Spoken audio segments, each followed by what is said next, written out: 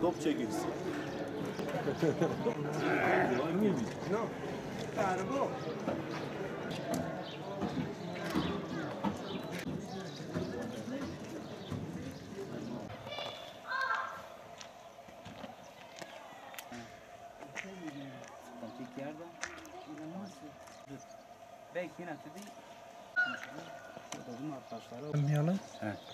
Yüksek gerin. Ben 30 santim çekiyor. Yani normal antı diyor. 50-60.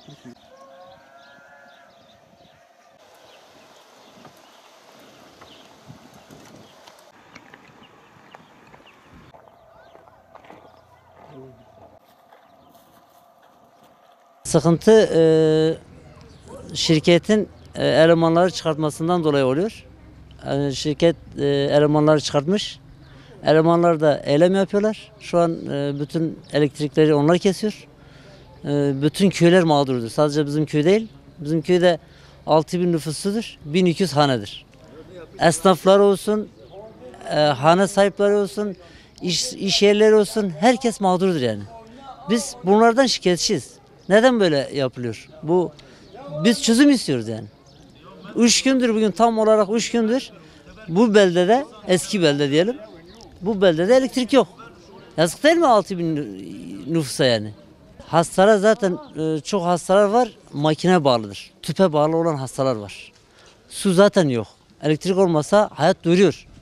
Yani dükkan sahipleri olsun, bütün malları küflenmiş, dolaplarında, ondan sonra raflarında hepsi mahvolmuş yani. Bütün esnaflar zarar etmişler. Sakat insanlar var, mağdur insanlar var, diyaliz insanları vardır, hepsi tüpe bağlı olan insanlar var. Ne yapacaklar onlar yani? Hepsi mağdurdur yani. Biz bu şirkete dava açacağız. Tazminat davasını açacağız. Ben köy namına dava açacağım. Tazminat davası açacağım yani. Herkesin haberi var. Kimse buna müdahale etmiyor. Sanki adamlar çok güçlüymüş gibi hiç kimse müdahale etmiyor.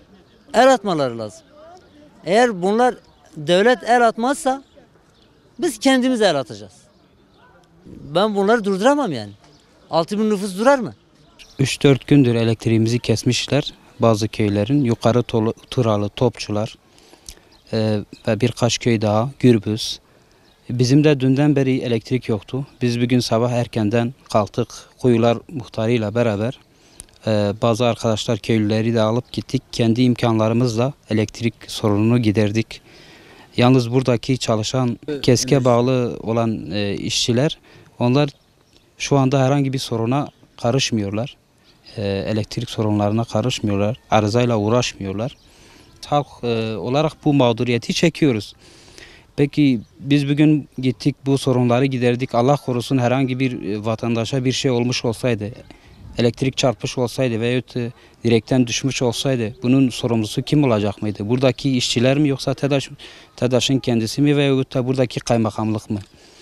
Bu sabah Enerji Bakanı'nı da aradık. Böyle bir sorunun olduğunu söyledik. Kendisi de biz talimat vermişiz dedi, ilgileneceğiz dedi. Herhangi bir gelişme şu ana kadar yok. Biz bugün bu elektriği yaptık. Yarın ne malum ki bu elektrik yine bozulmayacak ve buradaki işçiler tarafından yine kesilmeyeceği ne malumdur. Peki yine kesilse biz ne yapacağız? Nasıl bu mağduriyeti gidereceğiz? Bu konuda biz hükümeti de suçluyoruz. Hükümeti de göreve çağırıyoruz. Hükümet bu özelleştirme olduğundan beri hiçbir kurumu takip etmiyor. Dolayısıyla kurumlar da işini yapmıyor.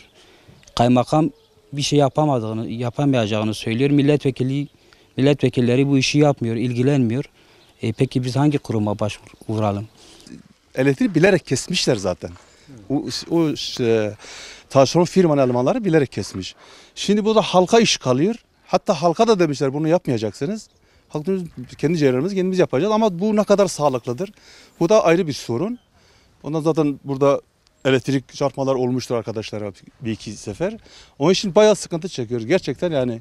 Devletin aslında bunu el atması lazım. Bu hükümet bazında artık yani eğer bunlar anlaşamıyorsa bu halkın suçu nedir yani? Halk ne cezalandırılıyor yani?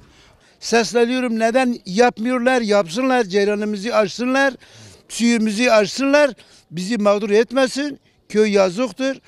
Neden bu köyü o kadar mağdur ediyorlar? Elektriğimiz kesildiğinde suyumuz da kesiliyor. Yani su da kesiliyor. Bununla beraber Yani biz mağdur oluyoruz, hayvanlarımız mağdur oluyor. Su yok, hayvana veririz. Ondan sonra diyalize bağlı, makineye bağlı hastalarımız var. Onlar mağdur oluyor. Yapacak bir şey yok. Artık yetkililerin bizi görmeleri lazım. Aslında bu DEDAŞ işçileriyle müteahhit arasındaki bir sıkıntıdır. Yani bunun köye yansıması aslında tamamen bir zulümdür. Yani bu şekil kesinlikle devletin buna bir el atması lazım. Yani bu özelleştirdiğinden beri biz maalesef köylüler olarak ciddi sıkıntı çekiyoruz. Ve onlar arasındaki sıkıntıyı maalesef bu sıkıntı bize yansıyor ve bir nevi biz cezalandırılıyoruz. Yani bu da ne vicdanidir ne insanidir. Yani burada hem hükümet yetkililerine çağrıda bulunuyorum. Yani buna bir an önce bir çözüm bulması lazım. İvedi olarak çünkü ciddi bir sıkıntı içerisindeyiz. Bu sıkıntının giderilmesi lazım.